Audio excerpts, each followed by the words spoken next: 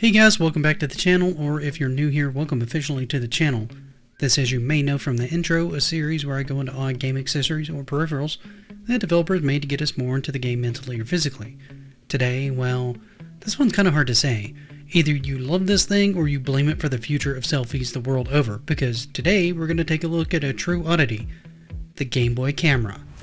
The Gameboy Camera was released at what might quite possibly be the height of Nintendo's popularity in the handheld gaming market, 1998. I know what you're thinking already. Why on earth would you release a camera on a handheld game system when they come on every phone? Well, the problem with that theory is those didn't exist on phones in 1998 for starters. I know, a phone without a camera these days is just not a phone. Given how old I am, that phrase kind of breaks my brain just a little, but then I'm old enough to remember rotary dial phones as well. I also already think I know where your second question is. Why on earth would you release a camera for a system that came out almost 10 years prior?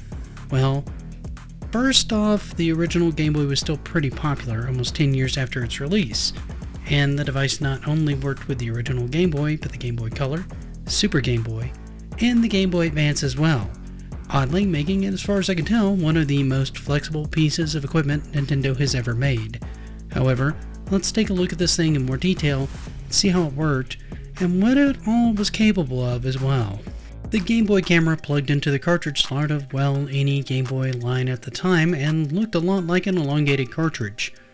Basically just one with a camera on top of it. This camera could rotate, allowing you not only to take pictures of yourself, but anything around you as well.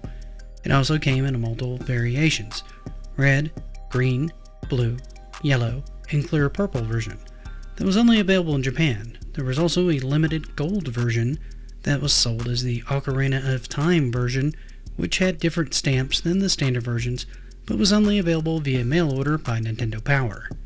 Once the pictures were taken, you could print them out on the Game Boy printer, which was a printer that used thermal paper to print out the pictures in black and white. This wasn't all it could do. Given it was a Game Boy cart, of course it had to come with some games. So let's dig in and see what kind of games you could play with your shiny new camera. The cart itself didn't really come with any major titles, but more a series of mini-games that would allow you to plaster the images you took with your Game Boy camera on the faces of the characters or objects you controlled. First up was a game called Ball. This was a remake of the very first Game & Watch game called Ball that released in 1980. It plays exactly the same way, however you can change the face of the main character to one of the ones on your camera. The next game was Space Fever 2. This was a sequel to the original arcade game Space Fever. This was a fairly standard shooter save one thing. When you start this game, two ships will appear, one with a B on it. Shooting this one would take you into the game Ball. Shooting the ship with a D on it would take you into the game DJ. Not shooting either would take you into the Space Fever 2 game. Once you score 2,000 points in Space Fever 2, you would unlock a new minigame, Run, Run, Run. DJ, well, this game really is kind of self-explanatory. The player can put their face, or any face they have stored, on the DJ and make various different tunes before playing the back. This isn't so much of a game as it is a song-making application, and not really that much to speak of. The last is Run, Run, Run, which is a basic race game where you race against a groundhog and a bird.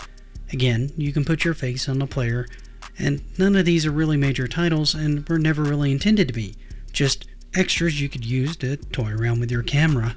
As for influence, the camera didn't really have that much influence. It was lauded at the time for being one of the smallest digital cameras on the market, but it didn't really influence putting cameras in phones or anything else. I mean, let's face it, cameras were going to end up in phones anyway.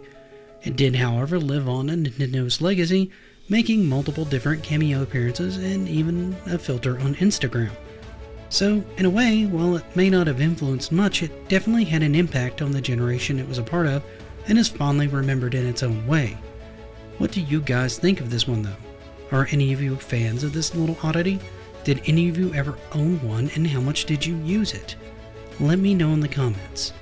However, for now, thank you so much for watching and spending part of your day with me.